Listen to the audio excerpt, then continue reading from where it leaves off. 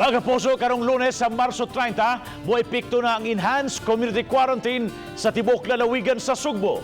Adunay restriction sa paggawas-gawas sa mga tao, gawas lang ni atong gihatagan og exemption. Atong sayran, piniagi sa report ni Femari Dumabo.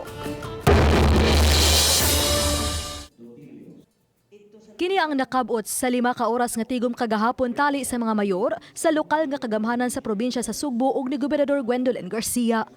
Gipasabot sa gobernador nga wa magdungan ang pagpatuman sa enhanced community quarantine sa dakbayan sa Sugbo, Lapu-Lapu ug sa probinsya sa Sugbo. Kay nihangyo ang mga mayor sa kalungsuran nga mangandam pa sila sama sa pag-apod-apod og quarantine pass sa matag pamilya.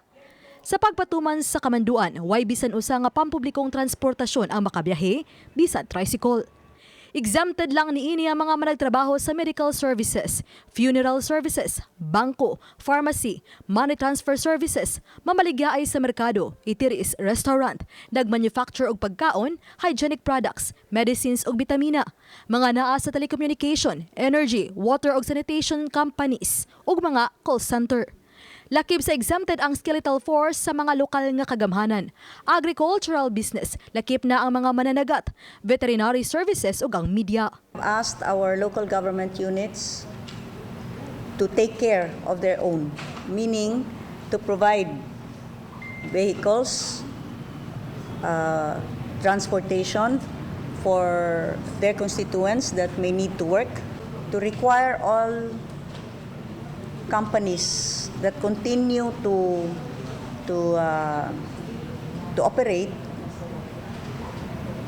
to provide transportation for their employees.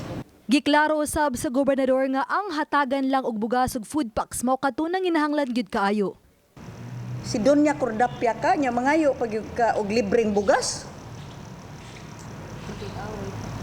Oh, makig-away pa. Uy, I told the mayors, no, you instill discipline. These are not ordinary times. Samtang muhatag ang Kapitolyo og pundo ngadto sa mga LGU aron ipamalit og dugang bugas apan magdepende sa gidaghanon sa populasyon ug estado sa lungsod ug dakbayan. For our towns, ang first class tagaan nato og 100 pesos per capita.